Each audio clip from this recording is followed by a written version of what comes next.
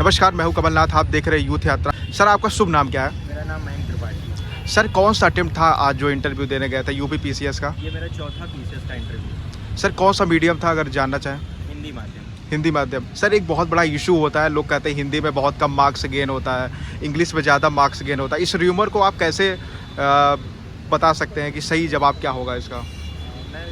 मैं लगातार इंटरव्यू दे रहा हूँ हिंदी माध्यम के साथ में, तो ऐसा कुछ नहीं है। आयोग में किसी प्रकार का कोई भेदभाव नहीं होता। सर, अभी कोई जॉब भी कर रहे हैं, कोई सरकारी जॉब कर रहे हैं, कोई कार्यरत है इस समय मौजूदा? मैं लोक निर्माण विभाग में कनिष्ठ सहायक के पद पर कार्य करता हूँ। अच्छा सर, जैसे एक होता है ना कि आप जॉब करते हैं तो कुछ हेल्प मिलता है इंटरव्यू के दौरान कि हाँ इससे इतने क्वेश्चन पूछना है, कुछ हेल्प और बेनिफिट मिलता है कि नहीं?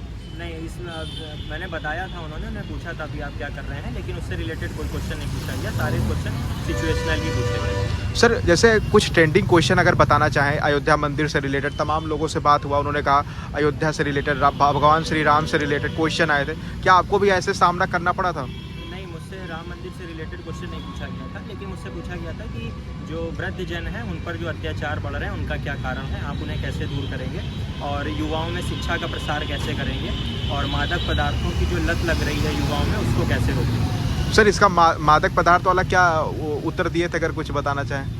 मैंने उत्तर दिया था कि 2 प्रकार के कार्य मैं करूँगा। एक नियामकी कार्य करूँगा, जो अवैध मादक पदार्थ हैं उनको रोका जा सके, और दूसरा काम मैं रचनात्मक करूँगा, युवाओं के अंदर जो नैतिक प्रवृत्तियाँ हैं उनको बढ़ावा देने का जो भी प्रयास हो सकता है मैं अपने स्तर पर करूँगा। सर, जैसे एक होता है ना यूपीएससी एक कॉमर्शियल वे होता चला जा रहा है कोचिंग के तहत, इसको आप कैसे डील करेंगे? क्या जो कोचिंग ज्वाइन करना ज़रूरी है कि सेल्फ स्टडी बेस्ट है?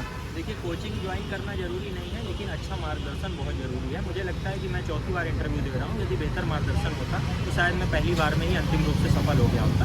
तो कोचिंग से ज़्यादा आप ये देखिए कि आपकी प्राथमिकता होनी चाहिए कि आपको सर्वश्रेष्ठ मार्गदर्शन मिल रहा है। यदि मिल रहा है तो कोचिंग की कोई आवश्यकता नहीं। सर, सेल्फ स्टडी में कितना समय दें? जैसे एक होता है ना कि रूमर रहता है 16 घंटा पढ़ते हैं, आप कितना पढ़ते हैं? मैं सिर्फ 4 से 5 घंटे पढ़ता हूँ। सर, 4-5 घंटे तो बहुत हल्का लोग समझते हैं ये। मैं 4-5 घंटे रोज़ पढ़ता हूँ। पढ़ना कैसे चाहिए? जैसे एक थ्योरेटिकल होता है, एक स्किल बेस होता है, कैसे पढ़ना चाहिए? मैं अपनी पढ़ाई को जो है वर्टिकल स्टडी का नाम देता हूँ, जिसमें यदि मैं हड़प्पा सभ्यता से शुरू करता हूँ तो सारे परिवर्तनों को मैं मॉडर्न इंडिया तक रिवाइज कर देता हूँ। सर, कौन कौन से एस्पिरेंट को आप क्या मैसेज देना चाहेंगे? अगर जो एस्पिरेंट है उनको क्या मैसेज आप देना चाहेंगे? मैं सबसे पहले ये कहना चाहूँगा कि आप जो भी आप एग्ज़ाम देने जा रहे हैं, भले वो नीट का दे रहे हो या आयोग का दे रहे हो, आप उसके पुराने प्रश्नों को देखिए और उसकी प्रवृत्ति को समझिए, और किस तरह से किन परिवर्तनों को आयोग स्वीकार कर रहा है उसके आप अपने अंदर उस तरह हिसाब से परिवर्तन लाइए, और कंसिस्टेंसी के साथ पढ़िए, और ज़रूर सिलेक्शन होता है। सर, एनसीईआरटी कितना यूजफुल रहा आपके पूरे इंटरव्यू के दौरान? एनसीईआरटी कितना यूजफुल रहा? एनसीईआरटी हमारी बेसिक समझ बनाने में बहुत महत्वपूर्ण। सर, जो अभी तैयारी करने वाले हैं उनको एनसीईआरटी ज़रूर पढ़ना चाहिए। देखिए, या तो आप एनसीईआरटी पढ़ें, या तो जिस भी आपने कोचिंग को फॉलो कर रहे हैं, यदि उसका नोट्स है या आपको बेसिक चीज़ें समझाने वाला कोई टीचर है तो आपको उनको फॉलो करना चाहिए। बहुत बहुत धन्यवाद सर, मुझे विश्वास है कि आप सक्सेस जरूर होंगे और फिर सब इंटरव्यू लेंगे। बहुत बहुत धन्यवाद।